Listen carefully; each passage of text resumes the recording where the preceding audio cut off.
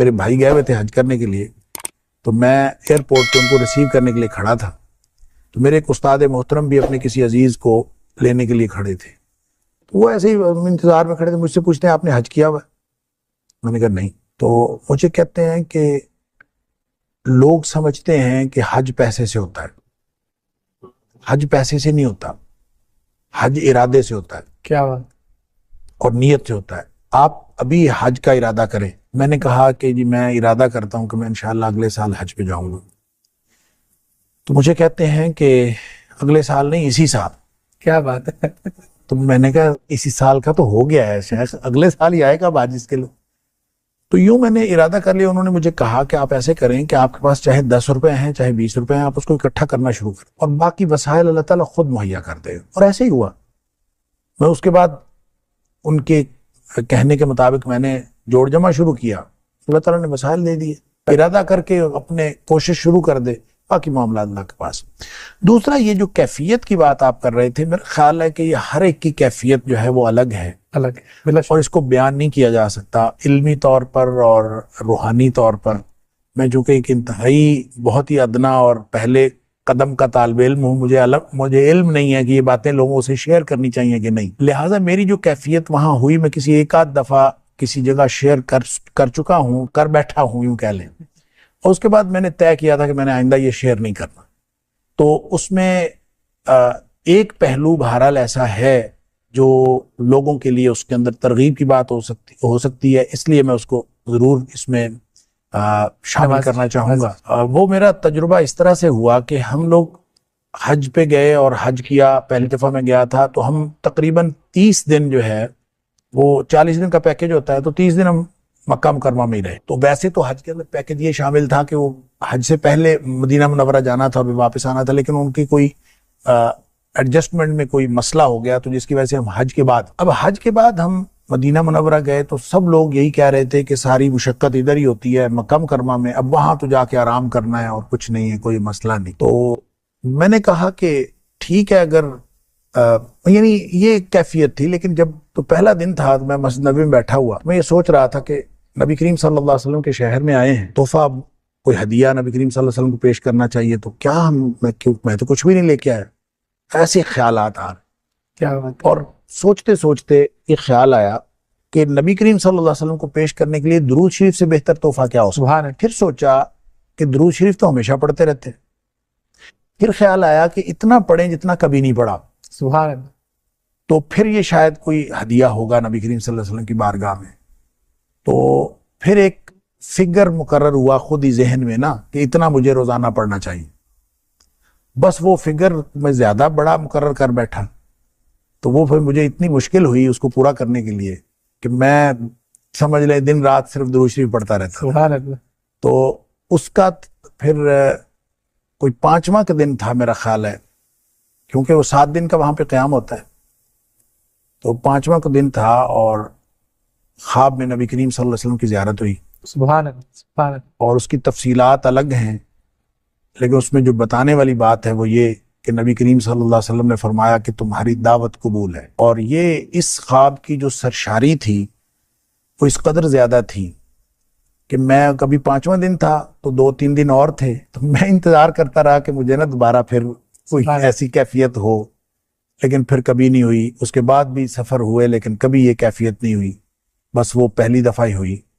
تو اس میں جو آپ نے کہا کہ حج سے پہلے کی کیفیت اور بعد کی، تو اس میں جو فرق ہوا، اس خواب کی جو کیفیت تھی اس میں گروپس نبی کریم صلی اللہ علیہ وسلم کے سامنے پیش کیے جا رہے تھے، تو گروپ کی شکل میں نبی کریم صلی اللہ علیہ وسلم بتاتے تھے کہ ان کی دعوت قبول ہے، ان کی دعوت قبول نہیں ہے، یعنی اس طرح سے وہاں فیصلے ہو رہے تھے۔ کچھ بہت ہی حیرت انگیز چیزیں بھی میں نے دیکھی۔ میرے ایک دوست جو اب اس دنیا میں نہیں رہے، ان کے بارے میں نبی کریم صلی اللہ، وہ اپنا سامان اٹھائے ہوئے پیچھے پیچھے جا رہے ہیں۔ میں نے کہا اس بندے کو پتہ نہیں کیا ہے، میں اس کے پیچھے پیچھے گیا ہوں کہ اس کو مسئلہ کیا ہے، تو وہ پیچھے جا کے بیٹھ گیا۔ اللہ، میں نے اس کے جا کے پوچھا، میں نے کہا آپ کو کیا ہوا؟ کہتا میری دعوت قبول نہیں ہوئی۔ تو میں نے اس سے پوچھا آپ کی دعوت کیوں قبول نہیں ہوئی، آپ کے پاس سارا سامان تو موجود ہے؟ تو اس نے کہا میری داڑھی چھوٹی ہے اس لیے میری دعوت قبول نہیں ہوئی۔ اب یہ عجیب بات تھی، اور پھر میں جب یہ واپس آیا ڈاکٹر صاحب، میں اس کے گھر گیا اور میں نے اس کو یہ بتایا نہیں، میں نے ویسے یہ بتایا، میں نے کہا مجھے خواب میں کچھ بشارت ہوئی ہے تمہارے بارے میں۔ سبحان اللہ. اور یہ بشارت ہوئی ہے کہ تمہاری ساری باتیں ٹھیک ہیں، بس تھوڑا سا مسئلہ ہے داڑھی والا، وہ بھی پورا کر لو. اور وہ الحمدللہ اس نے فوت ہونے سے پہلے داڑھی پوری کر لی ہوئی تھی. سبحان اللہ. اللہ تعالیٰ اس کی قبول فرمائے. لیکن میں یہ کہہ رہا ہوں کہ ان کیفیات میں جب ہمارا گروپ پیش ہوا نا، تو اس گروپ کو انہوں نے، نبی کریم صلی اللہ علیہ وسلم نے یوں فرمایا کہ ان کی دعوت قبول ہے. تو ہم سب خوشی مبارک سب کچھ. لیکن ہم جب جانے لگے ہیں تو پھر پیچھے سے آواز پڑی ہے، ہم دوبارہ پھر آئے ہیں، اور پھر یہ حکم ہوا ہے کہ آپ لوگ ایک دعوت اور کریں. اللہ. اچھا، یہ جو تھی اس پورے گروپ کے اندر بہت خوشی کی لہر دوڑ گئی کہ یہ کوئی خاص ہمیں حکم ہوا ہے کہ دوسری. میں نے اس کو یہ سمجھا کہ ہم جو دین کا کام کر رہے ہیں وہ بہت تھوڑا ہے، ہمیں اس کو کم از کم دگنا کرو. جو حج سے پہلے کی کیفیت ہے اور حج کے بعد کی کیفیت میں سمجھتا ہوں وہ یہ ہے کہ میں نے اپنی ذمہ داری یہ سمجھی کہ نبی کریم صلی اللہ علیہ وسلم ہم سے جو تقاضا کرتے ہیں وہ اس سے کہیں زیادہ ہے، ہمیں اور زیادہ کام کرنا چاہیے. بڑا مشہور معاملہ ہے نا مستجاب الدعوات ہونے کا، اس حوالے سے آپ کا کوئی تجربہ؟ مستجاب الدعوات تھے، بالکل میرا تجربہ ہے. اور صوفی عبداللہ صاحب کے حوالے سے بتاتے تھے کہ وہ چونکہ بڑے مستجاب الدعوات تھے، تو ان کے بارے میں بھی میں نے پوچھا ان کی دعاؤں کا کیا طریقہ کیا ہوتا تھا. وہ کہتا ہے وہ نا دعائیں بڑی مانگتے تھے بڑی عجیب طریقے سے. تو ربوبیت کی آیات پڑھتے جاتے تھے، جس میں اللہ تعالیٰ کی عطا کا ذکر ہے وہ شروع کر دیتے تھے، اور مختلف جگہوں سے آیات جو ان کو یاد ہوتی تھی پڑھتے جاتے. اچھا، آیات پڑھنے کے بعد پھر وہ یوں نہیں کہتے تھے کہ یا اللہ یہ دے دے اور یا اللہ یہ دے دے. دعا کروانے والا جو ہے نا اس کو کہتے تھے چلو بھئی یہ بھی گل ہو گئی، چلو بھئی یہ بھی گل ہو گئی. وہ کہتے ہیں مثلاً ایک بندے نے خبر سنا دیتے. ہاں جی، ایک بندے نے جو ہے اس نے کہا جی آپ دعا کریں اللہ تعالیٰ بیٹا عطا کرے. یہ صوفی عبداللہ صاحب کی بات ہو رہی ہے. یہ صوفی عبداللہ صاحب کی بات جو مجھے صوفی عائشہ صاحب نے بتائی. بالکل. تو کہتے ہیں کہ وہ یوں کھڑے رہے، آیات پڑھتے رہے، تو پھر اس کے بعد کہتے ہیں کہ یہ لو چلو جی 1 پتر، چلو جی 2 پتر، 3 پتر، 4 پتر، 5، 6، 7، 8 بڑے نے. سبحان اللہ. وہ کہتے ہیں اس طرح سے وہ دعا انہوں نے کی. تو وہ کہتے ہیں صوفی عائشہ صاحب کہتے ہیں میں نے اپنی زندگی میں تو اس کا 8 بیٹے ہوئے. اللہ. اچھا، خود انہوں نے مجھے اپنے دعاؤں کے بارے میں بتایا. ایک تو وہ ذکر بہت کرتے تھے، اور بعض اذکار انہوں نے مجھے بتایا، میرے ساتھ شیئر کیے، سورہ فاتحہ، آیت الکرسی، بہت زیادہ. اچھا، وہ جو کثرت کرتے تھے نا اس کا آپ یہ اندازہ کر لیں کہ ایک دفعہ وہ کہتے ہیں کہ میں نے اللہ سے دعا کی یا اللہ میری یہ دعا قبول کر لے، میں 1000 روزے رکھوں گا. اچھا، اللہ اکبر. آپ اندازہ کریں اس طرح کو کرتا ہے. ہاں، بہت اور مشکل. پھر وہ کہتے ہیں میں نے رکھے. اچھا، میں حیران حضرت 1000 روزے 3 سال بنتے ہیں. تو کہتے کوئی نہیں، وہ میں روز رکھ لیتا تھا، الحمدللہ روزہ رکھ لیتا تھا، روزانہ ہی رکھ لیتا تھا. سبحان. کوئی نہیں، الحمدللہ کچھ بھی نہیں ہوا مجھے، میں ٹھیک 1000 روزے رکھ لیے.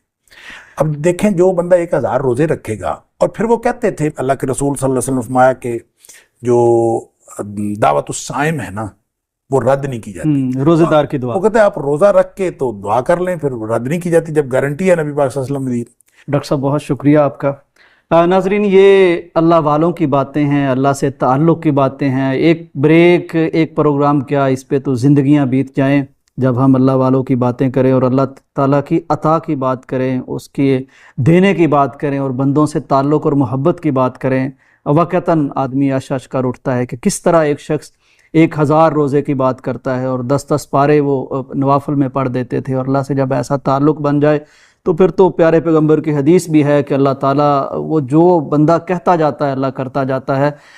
پروگرام کے آخر میں ہم دعا کرتے ہیں کہ اللہ تعالیٰ ہمارے اس بزرگ کی قبر منور فرمائے، جنت میں ان کے درجات بلند فرمائے، اور ہمیں بھی ایسے اللہ والوں کی اسوہ پر چلنے کی کچھ نہ